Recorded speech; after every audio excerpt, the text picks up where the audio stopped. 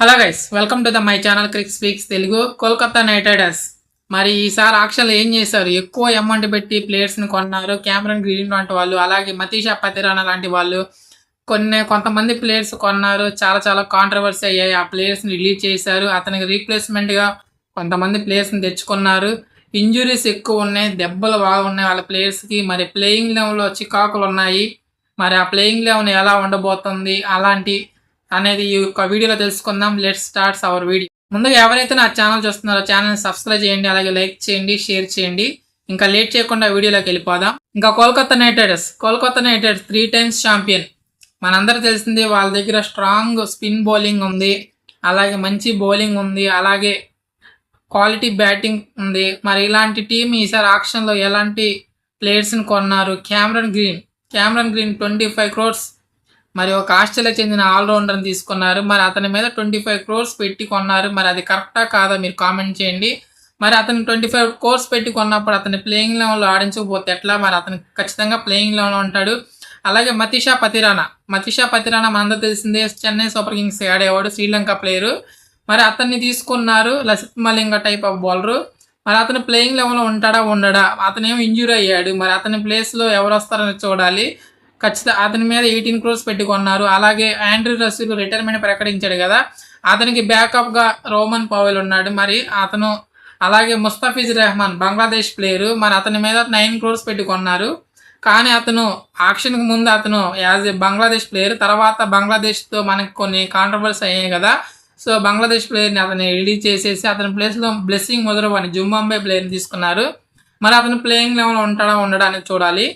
ఒకసారి Kolkata night riders యొక్క team చూసుకున్నట్టయితే ఎక్కువ ఫారిన్ ప్లేయర్స్తో, అంటే సాలిడ్ ఫారిన్ ప్లేయర్స్ ఉన్నారు. వాళ్ళకి టాప్ ఆర్డర్ కానీ, అలాగే ఫినిషర్ కానీ, అలాగే బౌలర్స్ కానీ. మరి వాళ్ళందరూ ప్లేయింగ్ లెవెల్లో ఉంటారా ఉండరా అని చూడాలి. 4 ఫారిన్ ప్లేయర్సే ఉండాలని ఒక ఐపీఎల్ ఒక రూల్ ఉంది కదా, దాన్ని కేకేఆర్ ఎలా భర్తీ చేసేది అని చూడాలి. అలాగే వాళ్ళ కెప్టెన్ అజింక్య రహానేకి చాలా హెడేక్ ఉంది. మరి ఎలాంటి ప్లేయింగ్ లెవెల్ ఉండాలి? వాళ్ళు ఉన్న ఫారెన్స్ అంతా ఫుల్ ఫామ్లో ఉన్నారు. మరి ఎవరిని ఆడించాలి, ఎవరిని పక్కన కూర్చోబెట్టాలి? మరి ఒకసారి కేకేఆర్ ప్లేయింగ్ లెవెన్ ఒకసారి చూసుకుందే. మరి వాళ్ళ ప్లేయింగ్ లెవెన్లో టాప్ ఆర్డర్ వాళ్ళ ఇద్దరు వికెట్ కీపర్స్ని తీసుకున్నారు. టిమ్ సైఫర్ట్ అని ఇంకొక డొమెస్టిక్ ప్లేయర్ని తీసుకున్నారు. మరి టిమ్ సైఫర్ట్ అయితే టెరిఫిక్ ఫామ్లో ఉన్నాడు. T20 వరల్డ్ కప్లో మనం చూసాం ఎట్లా ఆడారు. అలాగే ఫిన్ అలెన్ వీళ్ళిద్దరు న్యూజిలాండ్కి చెందిన ప్లేయర్స్. వీళ్ళిద్దరిని కేకేఆర్ తీసుకుంది. వీళ్ళిద్దరు మంచి ఫామ్లో ఉన్నారు. అలాగే రచిన్ రవీంద్రను కూడా తీసుకున్నారు. ఆ రచిన్ రవీంద్ర మంచి ఫామ్లో ఉన్నాడు.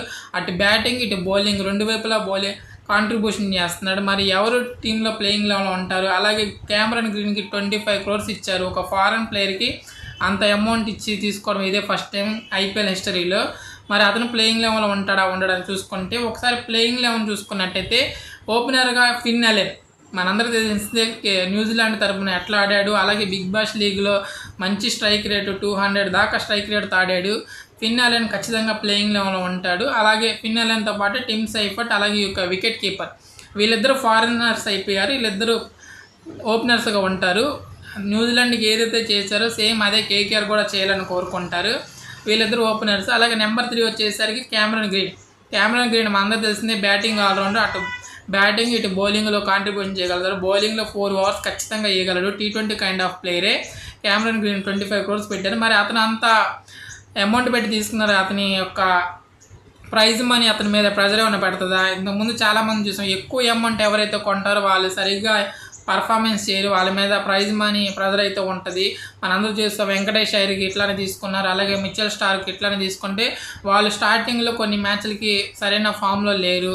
ఆ యొక్క మనీ ప్రెజర్ వల్ల సరైన ఫామ్లో లేరు. తర్వాత మెల్లిమెల్లిగా వాళ్ళు అందుకున్నారు. మరి క్యామరన్ గ్రీన్ అట్లానే ఆ యొక్క మనీ ప్రెజర్ మీద పడతాడా లేదా అతని యొక్క స్టామినా నమ్ముకొని బ్యాటింగ్ ఆడతాడని చూడాలి. మరి నెంబర్ 3 కింద క్యామరన్. ఇంకా నెంబర్ 4 వచ్చేసరికి కెప్టెన్ అజింక్య రహానే మనందరూ తెలిసింది, స్పిన్ బాగా ఆడతాడు. అలాగే పవర్ ప్లేలో భారీ 6లు కొడతాడు. మంచి స్ట్రైక్ రేట్ మెయింటైన్ చేస్తాడు. మరి నెంబర్ 4లో వస్తున్నాడు. మిడిల్ ఓవర్స్లో ఎట్లా ఇన్నింగ్స్ని బిల్డ్ చేయాలని చూస్తాడు. ఎందుకంటే అజింక్య రహానే ఓపెనర్గా రావచ్చు, but Tim Seifert, Finn Allen మంచి టెరిఫిక్ ఫామ్లో ఉన్నారు, రెడ్ హాట్ ఫామ్లో ఉన్నారు. మరి వాళ్ళిద్దరిని కాంబినేషన్ డిస్టర్బ్ చేయకూడదని అజింక్య రహానే నెంబర్ 4 వస్తాడు. ఇంకా నెంబర్ 5 వచ్చేసి అంకురీష్ రఘువంశీ. యంగ్ ప్లేయర్ మన కేకేఆర్ తరపున ఎక్కువ మంచి మంచి ఇన్నింగ్స్ ఆడతాడు. అవసరమైతే షీట్ యాంకర్ రోల్ కూడా పోషిస్తాడు. కావాలంటే ఓపెనర్గా రావచ్చు. ఎక్కడ కావాలంటే అక్కడ ఆడగల ప్లేయర్ అంకుష్ రఘువంశీ. స్పిన్ బాగా ఆడతాడు. మరి అలాంటి ప్లేయర్ నెంబర్ 5లో ఉంటాడు. అలాగే నెంబర్ 6 వచ్చేసరికి రింకు సింగ్. రింకు సింగ్ గుర్తుపడాల్సిన పని లేదు. రింకు సింగ్ మన అందరూ తెలిసిందే. మన గుజరాత్ టైటన్స్లో యష్దేల్ని ఎలా ఆడాడు, అలాగే మన ఇండియా తరపున ఫినిషర్గా కానీ అలాగే కొంచెం బౌలింగ్ కూడా కాంట్రిబ్యూషన్ చేయగలడు. రింకు సింగ్ వచ్చేసి నెంబర్ 6. ఇంకా నెంబర్ 7 వచ్చేసి రమన్దీప్ సింగ్. రమన్దీప్ సింగ్ కొంచెం seam bowling allrounder. Slow bowler వేస్తాడు, స్లో బౌలింగ్. మరి అతను టీంలో ఖచ్చితంగా ఉండాల్సింది. లాస్ట్ సీజన్లో కూడా అతను బాగా కాంట్రిబ్యూషన్ చేశాడు, అటు బ్యాటింగ్ ఇటు బౌలింగ్. మంచి ఫీల్డర్ కూడా రమన్దీప్ సింగ్. రింకు సింగ్ లాగా అతను కూడా మంచి ఫీల్డరు కేకేఆర్కి. మరి వీళ్ళిద్దరు కాంట్రిబ్యూషన్ ఫినిషింగ్ ఎట్లా ఇస్తాడు అనేది చూడాలి. వీళ్ళిద్దరు ఫినిషర్స్ కేకేఆర్కి. ఇంకా నెంబర్ 8 వచ్చేసి సునీల్ నారాయణ్. ఆల్రౌండర్. మనందరూ తెలిసిందే వాళ్ళు లాస్ట్గా ట్రోఫీ గెలిచినప్పుడు అతను ఓపెనర్గా చేశారు. బట్ ఇప్పుడు ఓపెనింగ్ చేయాలంటే అతనికి ప్లేస్ అయితే లేదు. ఫిన్ అలెను, టిమ్ సైఫర్ట్, అలాగే రహానే లాంటి వాళ్ళు, అంకుష్ రఘువంశీ లాంటి వాళ్ళు వీళ్ళంతా మంచి సాలిడ్ ఫామ్లో ఉన్నారు. మరి అతనికి ఓపెనింగ్ ఛాన్స్ అయితే రాదు. ఈసారి ప్యూర్ బౌలర్గా ఆడతాడు. చివరిలో వచ్చి కొంచెం బిగ్ హిట్స్ ఆడతాడు. మరి అతను చివరిలో బ్యాటింగ్ అంత మంచి రికార్డ్ అయితే లేదు. ఓపెనర్గానే అతనికి మంచి రికార్డ్ ఉంది. బట్ అతని బౌలింగ్ అనేది చాలా చాలా ఇంపార్టెంట్ కేకేఆర్కి. అతను వేసిన 4 ఓవర్స్ చాలా చాలా ఇంపార్టెంట్. T20లో number 1 bowler. మనందరూ తెలిసింది ఎలాంటి బౌలింగ్ వేస్తాడు. సునీల్ నారాయణ్. నెంబర్ 8లో సునీల్ నారాయణ్ ఉంటాడు. నెంబర్ 9 వచ్చేసి వైభవ్ అరోరా.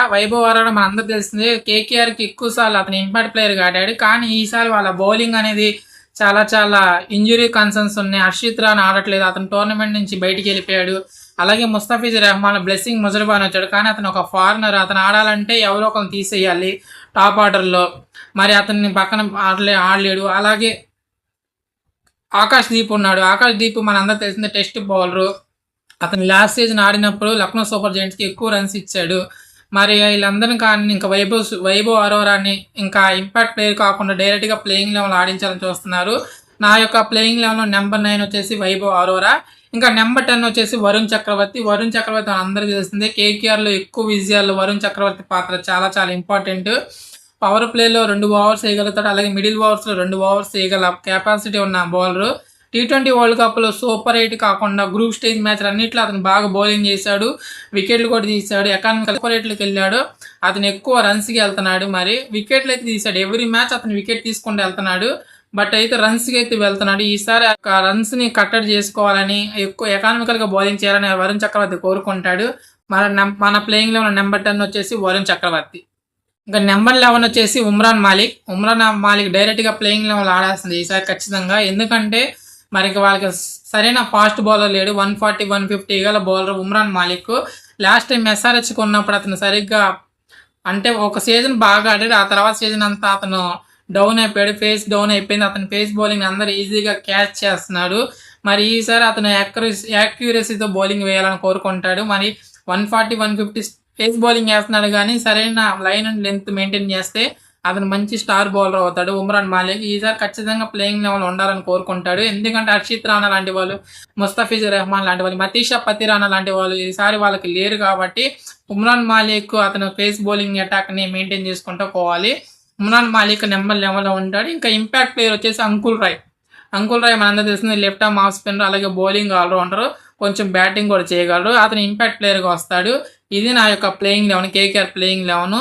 టిమ్ సైఫర్ట్, అలాగే Finn Allen, Cameron Green, Ajinkya Rahane, అలాగే అంకుష్ రఘువంశీ, అలాగే రింకు సింగ్, రమన్దీప్ సింగ్, అలాగే సునీల్ నారాయణ్, వరుణ్ చక్రవర్తి, వైభవ్ అరోరా, ఉమ్రాన్ మాలిక్ ఈ ప్లేయింగ్ 11తో వెళ్తారు. అలాగే అంకుల్ రాయ్తో వాళ్ళు ఇంపాక్ట్ ప్లేయర్గా తీసుకోవచ్చు. ఒకవేళ ఇంపాక్ట్ బ్యాటింగ్ కొంచెం డౌన్ అయిందంటే మనీష్ పాండే అయితే ఇంపాక్ట్ ప్లేయర్గా తీసుకురావచ్చు. మరి కేకేఆర్ యాజమాన్యం ఎలా తీసుకుంటుందని చూడాలి. మరి మీరేమనుకుంటున్నారు? మీ ప్లేయింగ్ 11 ఎలా ఉంటుందో కామెంట్ చేయండి. అలాగే ఇలాంటి క్రికెట్ అప్డేట్స్ కోసం నా ఛానల్ని సబ్స్క్రైబ్ చేయండి.